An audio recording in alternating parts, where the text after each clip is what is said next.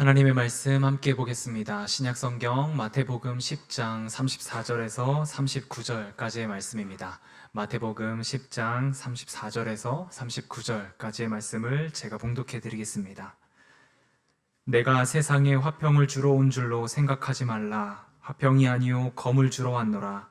내가 온 것은 사람이 그 아버지와 딸이 어머니와 며느리가 시어머니와 불화하게 하려 함이니 사람의 원수가 자기 집안 식구리라.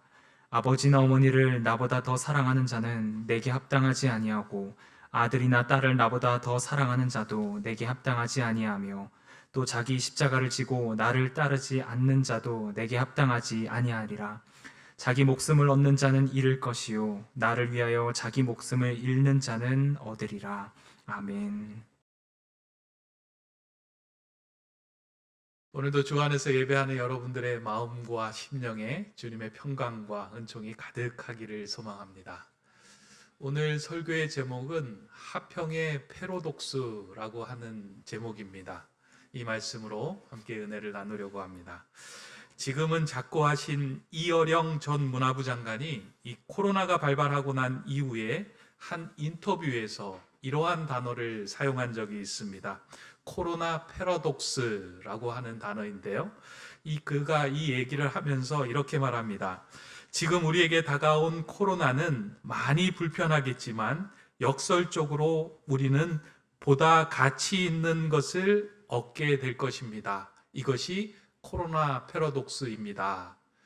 그러니까 코로나로 인해서 불편한 것들이 많이 있지만 불편함 이면에는 이로 인하여 우리에게 더 큰 가치를 얻게 하는 일들이 펼쳐질 것이다 라고 이제 이야기하면서 이 단어를 사용했습니다. 이어령 장관이 사용했던 이 패러독스라고 하는 말이 참 의미가 있는 말입니다. 이 패러독스라고 하는 말을 좀 사전을 찾아보았더니요, 라틴어인데 독사라고 하는 말과 파라라고 하는 말의 합성으로 이루어져 있습니다.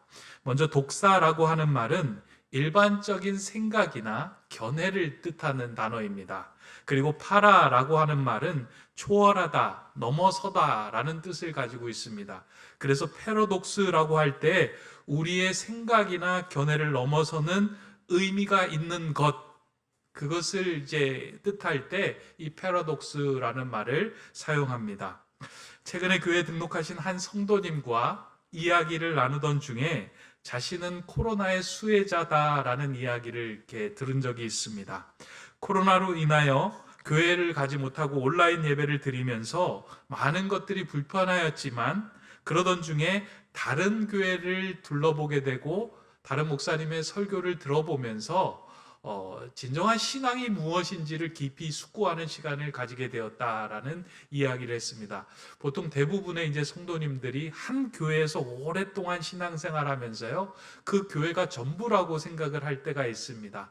그런데 그 교회를 벗어나서 전체를 바라볼 수 있게 되고 또 교회 너머에서 이야기하고 있는 것들을 들을 때, 내가 내 신앙이 선 지점이 어디인지를 멀리서 바라보고 조망하게 될 수 있는 그런 은혜를 이렇게 받게 되었다라고 이제 이야기를 했습니다. 그러면서 마치 나의 인생에서 지어진 큰 짐이 나를 하나님께로 날아가게 하는 날개로 인식하게 된 것과 같은 그런 상황을 만난 것 같다. 이제 그런 이제 표현을, 그런 생각을 하게 되었다라는 것을 들은 적이 있습니다.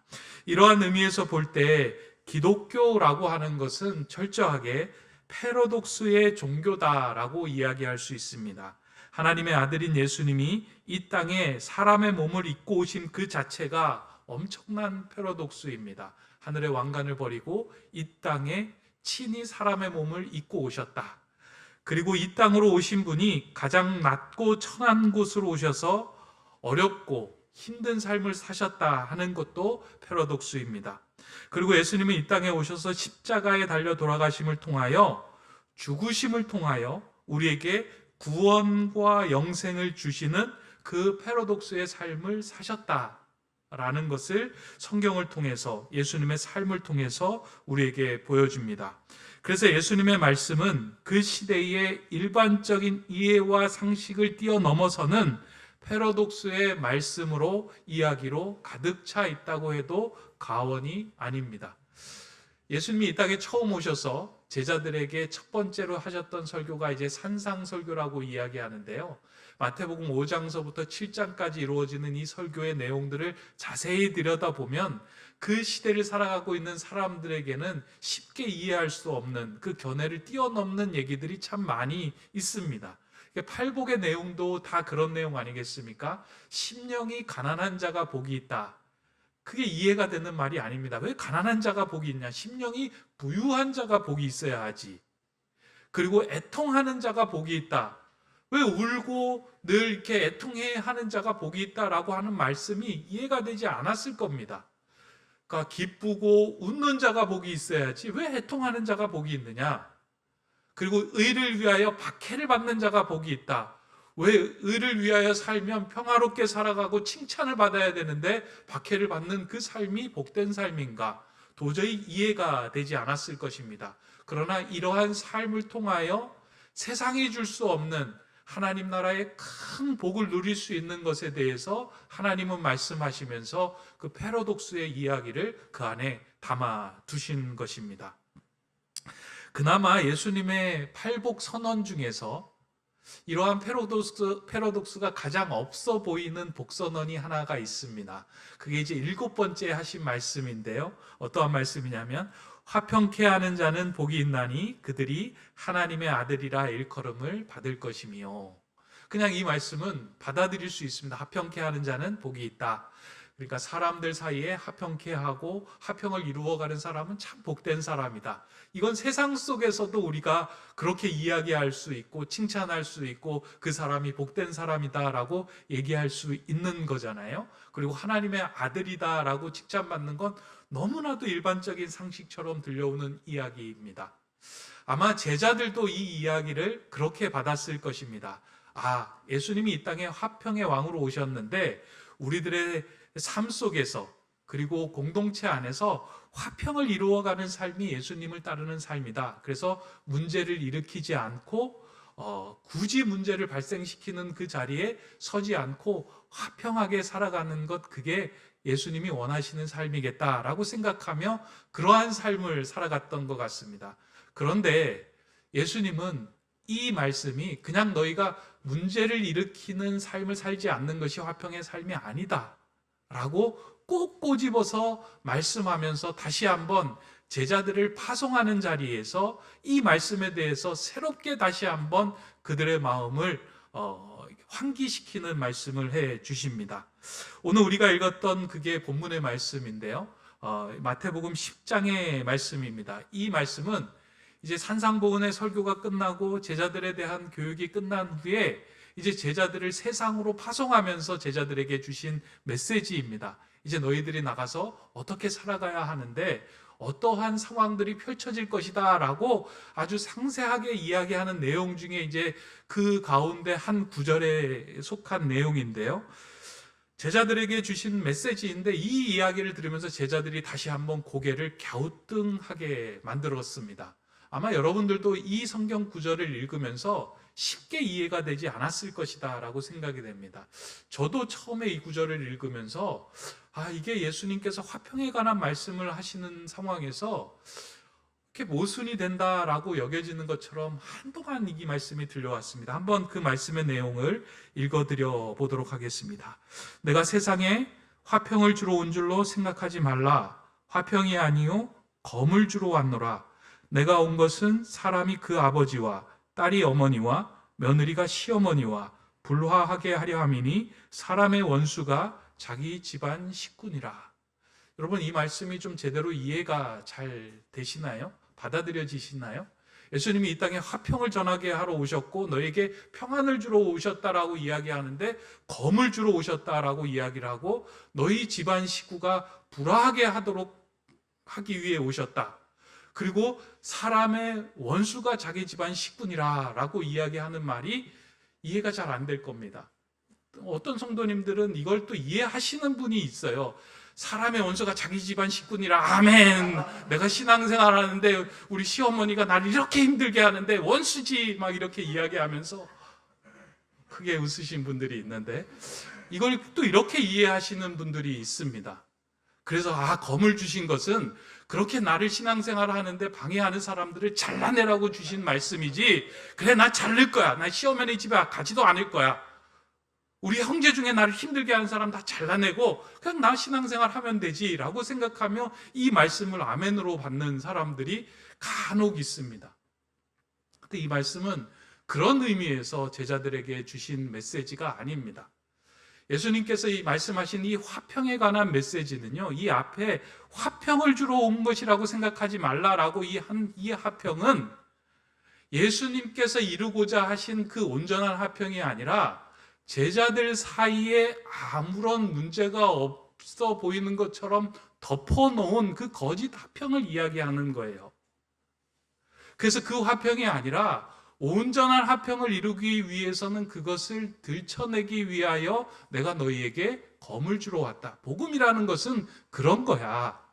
덮여져 있던 것들이 들춰내고 거짓 화평처럼 보이는 그 문제들을 드러내어서 하나님의 온전한 화평이 이루어지게 하는 거야. 너희가 복음을 들고 너희 가정에 들어가서 복음의 생활을 할 때 불화하고 어렵게 되는 것, 그런 일이 있을 수 있어. 그리고 너희 집안의 식구들이 너를 대적하는 원수처럼 보일 수 있어. 그런데 그 집안 식구들을 잘라내는 것이 아니라 너는 그들을 사랑해야 돼. 하지만 그 사랑이 하나님의 사랑보다 더 크지 않도록 해야 한다라고 하신 말씀을 이 성경에 버무려서 제자들에게 주신 메시지입니다. 그래서 이 말씀을 듣고 우리가 오해하지 말아야 하는 것은 예수님이 우리에게 검을 주셨지, 잘라내야지, 상대방을 잘라내야지 하는 말씀으로 이것을 받아서는 큰 문제가 생깁니다. 이단들은 이 본문을 가지고 사용하죠. 내 집에서 너 이렇게 신앙생활하고 그리고 너 발목 잡는 사람들 잘라내, 그리고 너 나와 라고 이야기를 하면서 이 구절을 들이대면 그렇구나, 예수님이 검을 주러 오셨고 불화하게 하려 하셨고 원수구나, 이 사탄아 물러가라 라고 이야기하는 것이 너무 당연한 것처럼 얘기를 합니다. 여러분들은 절대 이 말을 사용해서는 안 됩니다. 혹시 여러분들의 아이들이 아침에 엄마 나 교회 가기 싫어요, 아빠 나 교회 가기 싫어요, 이 사탄아 막 이렇게 이야기를 하면 큰일입니다. 사랑해야 할 대상으로 주신 사람들이지 잘라내고 원수로 주신 상황이 아닙니다. 제가 지난 주간에 이 말씀을 좀 곰곰이 많이 묵상을 했습니다. 사실은 이 본문은 화평에 관한 메시지를 전하면서 좀 지나가고 싶었던 본문입니다. 그래서 오래전부터 이 본문에 대해서 묵상을 하기는 했는데요, 이 본문이 저도 잘 이렇게 마음으로 잘 받아들여지지 않더라고요. 그리고 깊이 제가 이것을 이해하는 것도 시간이 좀 걸리기도 하였습니다. 화평을 이렇게 이루는 삶을 살아가면 가정이 평안하고 내 안도 평안해야 되는데, 이게 예수님께서는 검을 주러 오셨고 불화하게 된다라는 그 말씀이 이것을 성도들에게 전했을 때 성도들의 마음이 어떨까라는 생각으로 좀 요건 덮어놓고 넘어가야지라는 생각을 하였는데, 지난 주간에 이 말씀이 계속 마음에 떠오르면서 한번 다뤄야 되겠다라는 생각으로 지난 주간에 곰곰이 묵상을 했습니다. 묵상하면서 예수님께서 우리에게 주신 검이 있다. 이 검을 통해서 우리가 진정한 평화를 누리기 위해서 우리를 덮고 있던 이 온전하지 않는 거짓 화평을 잘라내게 하기 위하여 이 검을 주셨구나라는 생각을 이제 하면서요, 무엇을 잘라낼까 좀 생각을 했습니다. 실제적으로 우리도 그렇잖아요. 만약에 우리의 몸에 이제 장기에 문제가 생겼을 때 이것을 그대로 덮어놓는 것이 평화가 아닙니다. 그러니까 의사들은 칼을 들어서 개복을 하잖아요. 더 악화되게 만듭니다. 일단은. 그리고 그 아픈 부분을 끄집어내고 꼬맵니다. 그리고 난 다음에 온전한 회복을 취하게 만들죠. 정신과 의사들도 그래요. 사람들이 직면하기 어려운 과거의 상황들을, 그 우울증을 겪고 있는, 그리고 어려움을 겪고 있는 환자들에게 만나게 하고 직면하게 해요. 그냥 덮어둬서 해결되는 문제가 아니고요, 그것을 치열하게 직면할 때 그 상황이 당장은 악화되는 것 같지만 진정한 그 회복을 통해서 새로운 평안을 누리게 되는 길로 이끌기 때문입니다.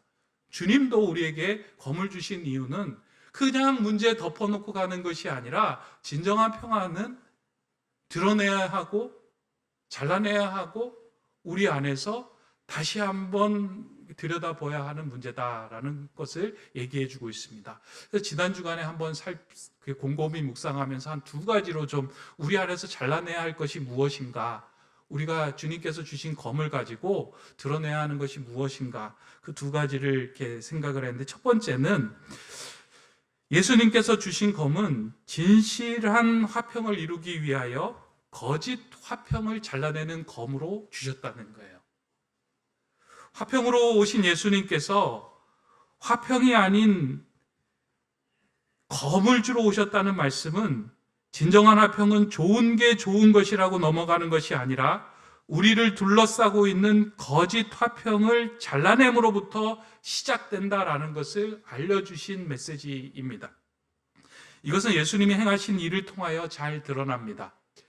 예수님께서 이제 십자가에 달려 돌아가시기 전에 예루살렘 성으로 들어가시잖아요. 그 성에 처음 들어가셨을 때 하신 일이 무엇이었냐면 성전을 정화하는 일을 하셨습니다. 그러니까 예수님께서 예루살렘 성전을 들어가 보니까 그 성전 안에서 많은 사람들이 이제 그 재물을 파는 일을 하고 성전세를 내기 위하여 환전하는 일을 하고 그 안에 많은 것들이 그 안에 가득 차 있는 거예요. 근데 예수님 보시기에는 이 성전의 핵심과 본질이 이와 같은 것들로 인해서 다 가려지고 있는 거예요.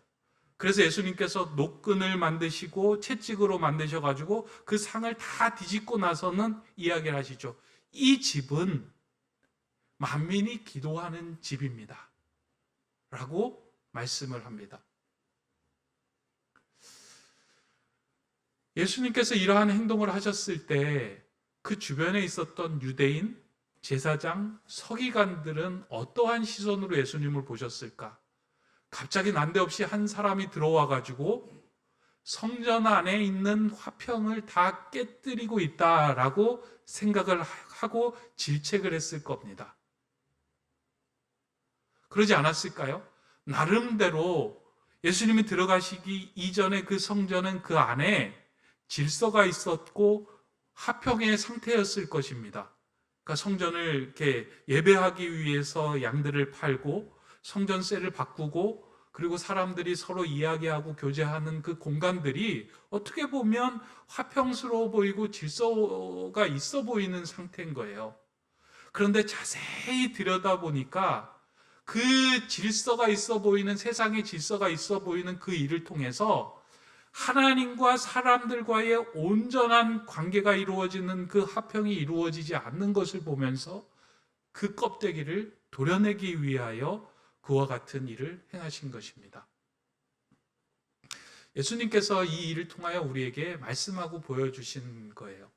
우리가 간혹 살아가다 보면 거짓 화평에 속아서 참된 평안을 누리지 못할 때가 있습니다. 세상이 주는 거짓 화평들이 있어요. 물질로 주는 화평이 있고요. 그 다음에 관계에서 주는 화평이 있고요. 사람들과의 관계에서 주는 화평이 있고요. 또 문제를 더 이상 일으키지 않게 하는 그런 일들을 통해서 우리 집은 괜찮지라고 우리를 속이는 그런 화평에 속아서 우리가 살아갈 때가 있습니다.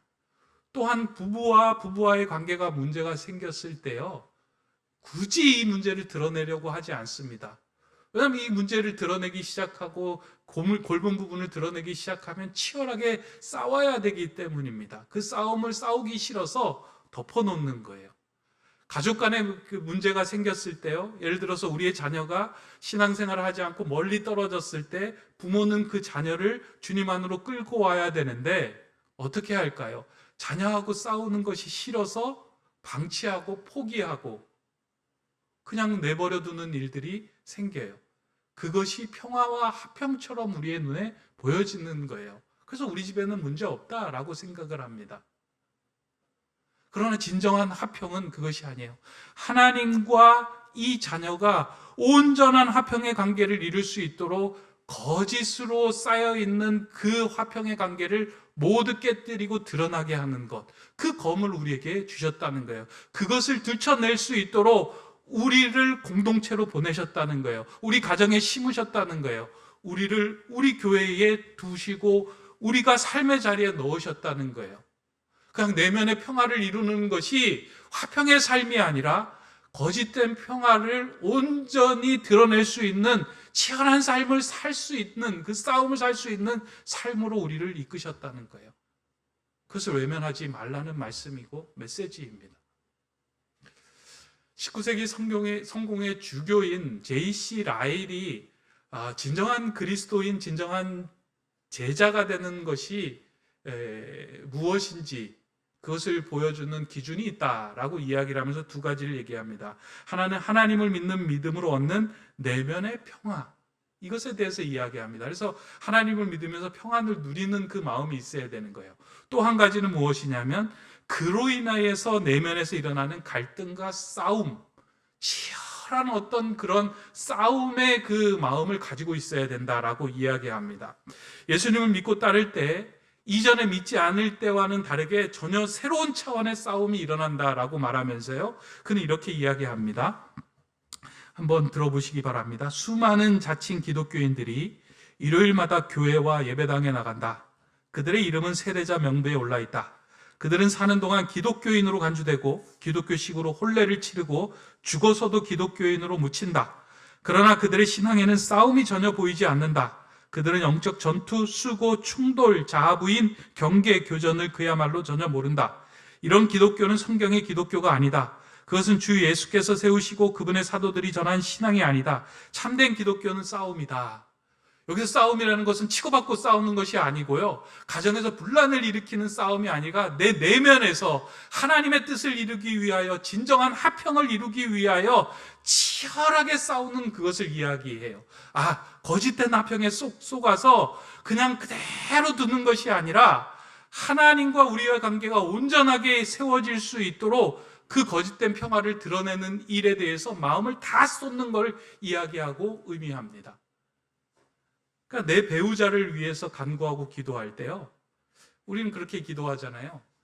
목사님, 우리 남편이 좀 구원의 길에 들어섰으면 좋겠습니다. 그 하나님을 믿었으면 좋겠습니다. 라고 이야기합니다. 근데 제 마음은 이제는 거의 포기 상태입니다. 라고 얘기를 해요. 그래서는 안 됩니다. 좀 오늘 말씀은 따끔한 말씀인데요, 포기하지 말라는 얘기예요. 진정한 평화를 이루기 위해서, 그리고 가정에 그냥 문제를 덮어놓고 평안을 이루는 것처럼 보이는 그 관계 속에서 살아가는 것이 아니라, 너희가 들어가서 비록 그 상황 속에서 문제가 일어나고 분쟁이 일어날 수 있겠지만 하나님께로 데려오는 그 상황에 대해서 치열하게 살아갈 것을 우리에게 이야기하고 그 거짓된 평화를 걷어내라라고 말씀합니다.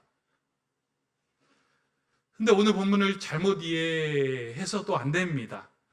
우리에게 검을 주셨지, 내 이 검으로 우리 그 말 안 듣는 사람을 잘라내리라 라고 이야기를 하면서 상대방에게 그렇게 달라들라고 이야기 주신 내용이 절대 아닙니다.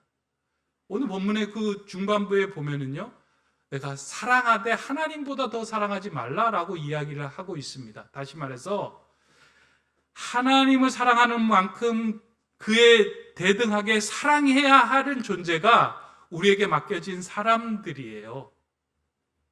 그 사람이 하나님께 나아갈 수 있도록 치열하게 하나님을 붙들고 포기하지 않고 거짓 화평에 속지 않고 하나님과의 온전한 평화를 이루기 위해서 계속해서 나가야 합니다. 오늘 여러분들의 가족 가운데, 친구 가운데, 주변의 사람들 가운데 정말 하나님 안에서 평안을 누리지 못해서 세상 속에서 우울한 마음으로 살아가고 있는 사람들이 있다면, 여러분들 그분들에게 진정한 평안을 누리고 얻게 하기 위해서 최선을 다해야 합니다. 그리고 세상이 주는 이 거짓된 평안들, 잠시 주는 그런 어떤 마취제적인 것들로 인해서 속지 말아야 합니다. 그것들을 잘라내고 주님의 온전한 평안이 드러나기 시작할 때 그곳으로부터 하나님께서 주시는 그 화평의 패러독스가 시작이 됩니다. 여러분들과 또 저에게도 그런 마음들이 있고요. 또 제가 그렇게 검을 들고 달려들어야 될 곳이 있습니다. 이 일을 위해서 평생 치열한 어떤 영적인 싸움을 싸우며 살아가기를 소망합니다. 두 번째는 아주 중요한 그 메시지인데요. 예수님께서 우리에게 주신 검은 그 검이 향한 방향이 상대방이 아니라 내 자신이다라는 것을 우리가 이해해야 합니다. 그러니까 오늘 그 본문 후반부는 이렇게 기록이 되어 있습니다. 또 자기 십자가를 지고 나를 따르지 않는 자도 내게 합당하지 아니하니라. 자기 목숨을 얻는 자는 잃을 것이요 나를 위하여 자기 목숨을 잃는 자는 얻으리라. 예수님께서 십자가를 지러 가실 때요, 이 십자가의 그 고통과 어려움들을 본인이 다 지신 거 아니에요. 그러니까 예수님이 이 땅에 화평을 이루러 오셨는데 그 화평을 이루기 위해서 화평을 방해하는 사람들을 칼로 잘라낸 것이 아니고요, 내 자신을 화평의 제물로 하나님께 드렸어요. 나를 화평의 제물로 드리고 나의 모난 부분 욕심들을 잘라내기 시작하니까요, 그곳에서 하나님의 진정한 화평이 그곳에서 임하기 시작합니다. 우린 칼을 들고 늘 상대방을 잘라내고 누군가를 나를 화평을 이루지 못하는 것을 잘라내면 내가 평안하게 될 것이다 라고 생각합니다. 근데 그렇지 않아요. 우리를 불안하게 만들고 불편하게 만드는 일들은 수도 없이 찾아옵니다. 내 마음에서 진정한 평안을 찾지 않으면 그것을 얻지 못합니다. 이것을 잘 보여주는 이야기가 아브라함과 이삭의 사건입니다. 우리가 잘 알고 있죠. 아브라함과 사라의 가정에 하나님께 간구하여서 하나님께서 그 가정에 이삭을 자녀로 허락해 주시죠. 근데 이 이삭은 육신의 자녀가 아니라 약속의 자녀입니다. 이 약속의 자녀를 얻고 난 다음에 이 가정에 참 평안을 얻잖아요. 사라도 기뻐하고 아브라함도 기뻐하잖아요. 하나님께 간구해서 얻은 것들이 우리에게 주어질 때 참 기쁘고 감사합니다. 그래서 그 자녀가 커가는 모습만 봐도 얼마나 감사하고 기쁘겠어요. 그리고 그 가정에 화평이 이루어진 것처럼 이렇게 느껴지겠어요. 근데 어느 날 하나님께서 그 가정에 찾아오셔서 그 화평을 깨뜨리는 것과 같은 말씀을 하시죠. 내가 내 아들 이삭을 모리아 산에서 내게 바쳐라. 얼마나 이해가 안 되는 메시지입니까? 기껏 아들 주셔놓고 다시 나에게 하나님께 달라라고 하시는 이야기가 이해가 됩니까? 우리 삶에도 그렇잖아요. 기껏 하나님께 간구해서 무엇인가를 얻었는데 갑자기 이것을 가져가실 때가 있어요. 왜 가져가시는가 하는 생각 때문에 하나님 왜 나를 이렇게 불편하게 만드십니까? 라고 이야기할 때가 있어요. 근데 오늘 본문 이 창세기의 이야기를 보면 이 아브라함이 이제 이삭을 데리고 모리아 산에 이삭을 바치러 나아가죠. 이삭에게는 등짐에 나무를 지우고 아브라함은 손에 칼과 불을 들고 모리아 산으로 향합니다. 그리고 하나님 앞에서 이제 이삭을 하나님께 드리려고, 번제물로 드리려고 칼을 들려고 마음을 먹습니다. 사실 이 장면을 곰곰이 생각해 보면요, 아브라함이 이 칼을 들 때의 심정이 어땠을까? 그냥 하나님이 하라고 하셨으니까 그냥 칼 들고 내리치면 하나님이 뭐 또 새로운 아들을 주시겠지 하는 마음으로 이 일을 행하셨을까? 아니면 또 그 마음 속에 하나님의 말을 무시하고 사실은 이 아이를 데리고 다른 곳에 도망가고 살면 어떨까 하는 그런 마음이 아브라함에게 있지는 않았을까? 여러 가지 복잡한 마음이 있었을 겁니다. 근데 아브라함은 그 복잡한 마음을 다 잘라내고 하나님을 신뢰하며 칼을 듭니다. 그러니까 자신의 마음을 모두 다 잘라낸 거예요. 하나님이 이 아들을 우리에게 주셨으니 이 아들을 비록 하나님께 바쳐서 죽게 되지만 하나님께서는 이 아들을 살려주실 것입니다 라고 하는 그 믿음으로 자신의 생각, 욕망, 욕심들을 다 잘라냈습니다. 그리고 칼을 들어서 이삭을 향하여 뻗으려고 할 때 하나님이 그 칼을 멈추시면서 그렇게 말씀합니다. 사자가 이르시되 그 아이에게 내 손을 대지 말라. 그에게 아무 일도 하지 말라. 내가 내 아들 독자까지도 내게 아끼지 아니하였으니 내가 이제야 내가 하나님을 경외하는 줄 아노라. 진정한 평안이 아들로부터 오는 것이 아니라 이제 내 평안은 하나님으로부터 오는 것이구나 라는 것을 하나님께서 그것을 아셨다는 거예요. 나를 잘라내기 시작할 때 하나님은 그것을 보시고 진정한 평안을 그에게 허락하시고 그의 인생을 책임져 주세요. 저는 이 말씀 구절 뒤에 나오는 게 너무나도 좋습니다. 그러니까 하나님께서 미리 준비해 주신 숫양을 이제 하나님께 번제물로 드리면서 하나님이 내가 내 인생을 준비하시는 분으로 너와 함께 하겠다.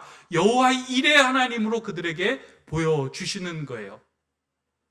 하나님은 그들에게 찾아가 주셔서요. 내가 내 인생 끝날까지 너는 네 인생을 내가 준비해 주시고 책임져 주시겠다라고 그의 마음에 진정한 평안을 허락해 주신 겁니다. 우리의 마음을 잘라내고 우리가 희생을 당하는 것처럼 여겨지지만 결국 그 희생을 통해서 얻어지는 건요. 우리는 하나님을 얻게 되는 거고 그 하나님을 통하여 영원히 하나님과 함께 사는 아름다운 인생을 우리가 소유하게 됩니다. 화평은 그것으로부터 시작이 돼요. 이 치열한 전쟁을 통하여 그리고 내 자신을 잘라내는 그 일을 통하여 하나님이 주신 화평을 우리가 이루고 누리게 된다는 겁니다. 간혹 우리가 신앙생활하면서 신앙이란 이유로 우리 가족에게 이 검을 들이댈 때가 참 많이 있습니다. 상대방이 늘 상대방 끝을 향하여 이렇게 나갈 때가 많이 있어요. 근데 그 끝이 내 자신으로 향하면서 내 욕심, 내 욕망, 내 탐욕, 그리고 내가 이 세상에 속고 있던 거짓 화평에 대한 것들을 잘라내기 시작하면요. 그 안으로 하나님의 평안이 깃들여지기 시작합니다. 우리의 자녀들도, 우리의 배우자도, 그리고 우리의 가족들도 이와 같은 은혜 속에서 하나님께로 나올 수 있는 귀한 평안과 그 은혜를 맛보며 그 통로를 경험하게 되는데요. 근데 사실 이게 참 쉽지가 않습니다. 저는 말씀을 드리면서도요, 이게 우리 가정에서 쉽게 이루어질까? 거짓 평화를 이루어내면서 이 불화되는 일들에 대해서, 이걸 잘 감당할 수 있을까? 그리고 나를 잘라내면서 진정한 평안을 얻는 게 참 힘든데, 이 일을 어떻게 건널 수 있을까? 참 마음이 전하면서도 쉽지는 않습니다. 아마 예수님도 이 말씀을 하시면서 제자들의 마음이 쉽지 않았다라는 것을 알고 있었을 겁니다. 그래서 이 말씀을 하시기 그 앞에서 너희의 마음이 어떠해야 되는지 이 한 구절을 더 보태셨습니다. 제자를 파송하는 자리에서 주시는 말씀입니다. 보라, 내가 너희를 보냄이 양을 이리 가운데로 보낸 것 같도다.